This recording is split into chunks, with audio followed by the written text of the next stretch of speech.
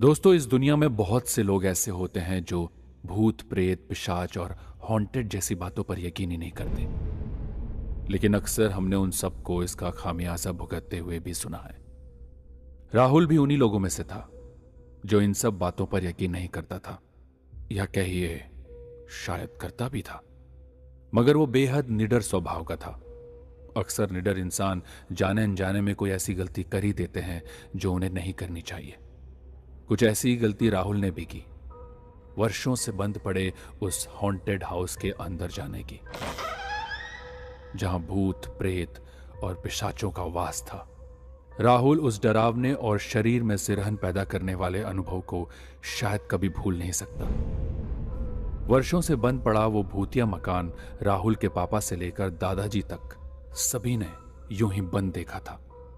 उसके बारे में मशहूर था कि उस मकान में भटकती हुई रूहें हैं, एक नहीं बल्कि बहुत सारी रूहें।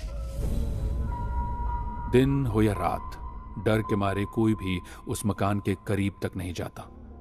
खौफ का आलम यह था कि उसके आसपास भी कोई मकान मौजूद नहीं था।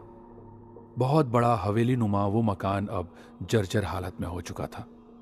एक बार कुछ शराबी उस मकान में शराब पीने के लिए चले गए, जिनमें से एक तो पागल ही हो गया और बाकी किसी तरह चिल्लाते हुए अपनी जान बचाकर वहां से भाग गए। तब से और भी ज्यादा दहशत का माहौल बन गया। राहुल गांव का इकलौता ऐसा व्यक्ति था जिसको उस बंद मकान से बिल्कुल भी डर नहीं लगता था। कई बार उसका मन चाहा कि वो मकान के अंदर जाकर देखे कि हकीकत क्या है। राहुल गांव की एक लड़की माधवी से बहुत प्यार करता था। वो भी राहुल से प्यार करती थी, मगर दोनों छुपकर ही आपस में मिल पाते थे। एक बार माधवी की मां ने उनको साथ में बैठे हुए पकड़ लिया। तब से घर वालों ने माधवी पर कड़ी नजर रखनी शुरू कर दी। वो उसको अकेले बाहर तक नहीं जाने देते थे। और ऐसा नहीं था कि राहुल को डांटना पड़ी हो। उसके माता पिता ने उसे साफ साफ बोल दिया था कि वो आगे से माधवी से कभी नहीं मिलेगा। माधवी के घर वाले अब उसकी शादी करके उसे हमेशा के लिए राहुल से दूर कर देना चाहते थे। मगर जहां प्यार बसा हो, वो दिल कब जमाने की जंजीरों में बंध पाया है। एक दिन राहुल ने माधवी को फोन करके रात के अंधेरे में घर से बाहर बुला लिया। उसने एक ऐसी जगह ढूंढ ली थी जहां उन पर किसी की नजर नहीं पड़ सकती थी। उसने दोनों के मिलने के लिए वो जगह चुनी थी जिसे सुनकर माधवी कांप गई, क्योंकि राहुल उसे लेकर भूतिया मकान में जाना चाहता था।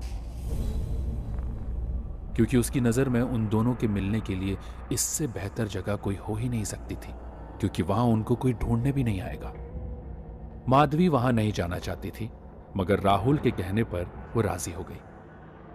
दोनों एक दूजे का हाथ पकड़े उस भूतिया मकान के गेट पर पहुंच गए।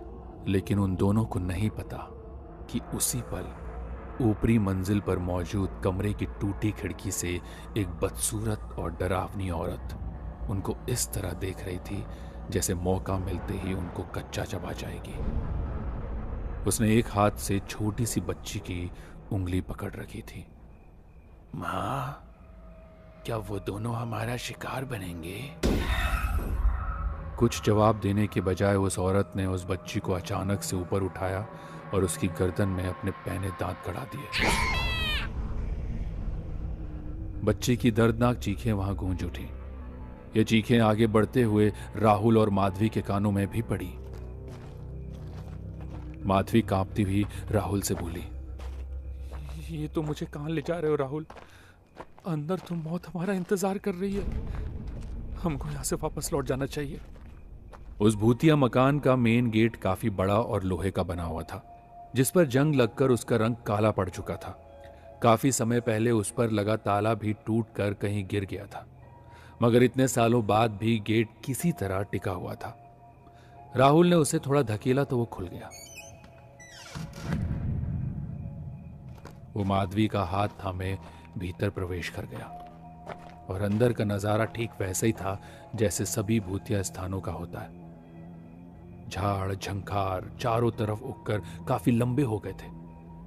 आगे बढ़ते हुए राहुल ने फोन की टॉर्च जला ली और सावधानी से आगे बढ़ने लगा, क्योंकि यहां पर सांप बिच्छू का खतरा भी हो सकता था। माधवी की नजरें इधर उधर घूमते हुए उस भयानक जगह का जायजा ले रही थी। हर तरफ सन्नाटा पसरा हुआ था। दोनों चलते हुए मकान के कमरों वाले हिस्से में पहुंच चुके थे।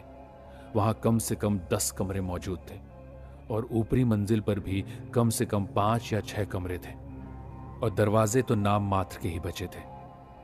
लगभग सभी दरवाजे टूटकर झूल रहे थे। कुछ एक कमरे से तो बिल्कुल गायब ही थे। उनमें से एक कमरे का टूटा दरवाजा धकेल कर जब राहुल ने अंदर जाने के लिए पैर बढ़ाया तो माधवी डर कर बोली, ये सब मुझे ठीक नहीं लग रहा राहुल। मुझे यहाँ कुछ भी सही नहीं लग रहा। हमें अभी वापस लौट जाना चाहिए।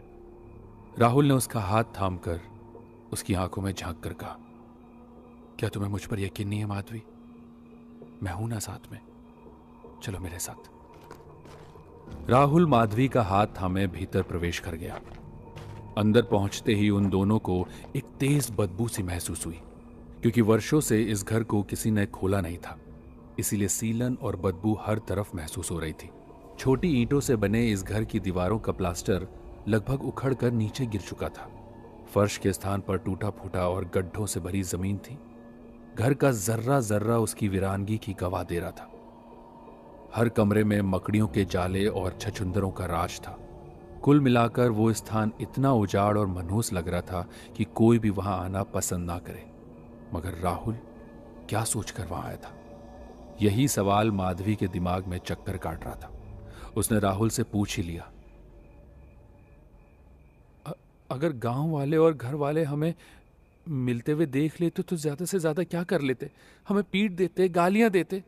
मगर यहां तो हमारी जान पर बनाएगी राहुल। तुम किस मिट्टी के बने हुए हो? जिस घर से पूरा गांव थर थर कांपता है, तुम वहीं। बोलते बोलते अचानक माधवी के हलक से चीख निकल गई। राहुल उसको सीने से लगाते हुए बोला, क्या हुआ माधवी? क्या हुआ? माधवी कांपते हुए होंठों से बोली, वहां कोई बूढ़ा आदमी का साया हम दोनों को घूर कर देख रहा था और देखते ही देखते गायब हो गया। माधवी ऐसा कुछ भी नहीं है। कहाँ है? कोई भी नहीं है। ये सब तुम्हारा वहम है। अब तुम जैसा सोचोगे तुम्हें वैसे ही दिखाई देगा ना। मगर राहुल की इस दलील से माधवी के ऊपर कुछ ज्यादा असर नहीं पड़ा। राहुल माधवी को एक टूटे फूटे पलंग पर बैठाते हुए बोला, कम ऑन माधवी, पुराना मकान है, बरसों से बंद पड़ा है। अगर थोड़ी सी भी हवा चलेगी तो ऐसा लगेगा जैसे कोई दरवाजा पीट रहा है। देखो, मैं भूत प्रेत पिशाच जैसी बातों पर यकीन नहीं करता। हम नए जमाने के लोग हैं। इतने दिनों बाद हमें एक साथ मिलने का मौका मिला है, तो इस मौके को हमें गंवाना नहीं चाहिए। हमें कुछ देर यहाँ रहकर एक दूसरे के प्यार में खो जाना चाहिए, क्योंकि यहाँ कोई नहीं है जो हमारे प्यार के बीच में बाधा डाल सके। कुछ देर बाद माधवी और राहुल एक दूसरे में यूं खो गए कि उनको ये सुध-बुध भी ना रही कि वो एक डरावनी जगह पर है। उनको प्यार में डूबकर वो भयानक दृश्य नजर ही नहीं आया जो उनके होश उड़ाने के लिए काफी था। जिस कमरे में वो रुके थे उसकी खिड़की से एक बूढ़ी औरत, जिसका चेहरा जला हुआ था, जिसकी एक आंख गायब थी और दूसरी आंख की पुतली बिल्कुल सफेद थी, वो उन दोनों को घूरे जा रही थी। उसके कमजोर से दिखने वाले हाथों में एक खून से सना गंडासा था, जिसके लहू को वो अपनी लंबी जीभ से चाट रही थी। तभी एक अंग्रेज की वेशभूषा में दिखने वाले व्यक्ति ने पीछे से आकर उस भयानक बूढ़ी औरत का गला पकड़ लिया। वो बूढ़ी बहुत तेज आवाज में चीखी। चीख की आवाज सुनकर माधवी दहल गई। राहुल ने भी यह आवाज सुनी थी। वो दोनों आवाज की दिशा में भागे और वहां का नजारा देखकर माधवी फिर से चीख पड़ी और राहुल से लिपटकर थर थर कांपने लगी, क्योंकि दृश्य ही कुछ ऐसा था। डायन जैसी दिखने वाली बूढ़ी औरत का एक अंग्रेज जैसा आदमी गला दबोचे हुए था। उस व्यक्ति की आंखों में गुस्सा झलक रहा था। उस बुढ़िया के हाथ से गंडासा छूटकर नीचे गिर पड़ा और ठीक उसी पल उस व्यक्ति ने गंडासा उठाकर उस भयानक डायन सी दिखने वाली बुढ़िया की गर्दन उड़ा दी। राहुल और माधवी इस विभत्स दृश्य को देखकर अंदर तक कांप गए थे। माधवी, मैंने सचमुच यहाँ आकर गलती कर दी है। अब हमें यहाँ एक पल भी नहीं रुकना चाहिए। भागो, भागो यहाँ से। राहुल माधवी को लेकर बाहर की तरफ भागा, मगर वो तब हैरान रह गया जब उसे बाहर जाने का रास्ता नहीं मिला। जिस रास्ते से वे अंदर दाखिल हुए थे वैसे रास्तों का जाल सा बिछा था वहां। अब वो किस तरफ से आए थे, कहां जाना था, उन्हें कुछ नहीं पता था। आगे क्या करना है, उनके मन में यही सवाल उठ खड़ा हुआ। राहुल हैरान था कि कहीं ये कोई सपना तो नहीं। उसने अपने हाथ पर पिंच किया तो उसे दर्द का एहसास हो गया। यह सपना नहीं, हकीकत था। ये घर है या कोई तिलिस्म? अभी राहुल ये सब सोच ही रहा था कि बुढ़िया का कटा सिर लिए वो अंग्रेज उनके सामने आकर खड़ा हो गया। दूसरे हाथ में था खून से सना हुआ गंडासा और वो उनकी तरफ वहशी अंदाज में देख रहा था। माधवी बेहोश होकर गिरने ही वाली थी कि तभी राहुल ने उसे अपनी मजबूत बाजुओं में थाम लिया।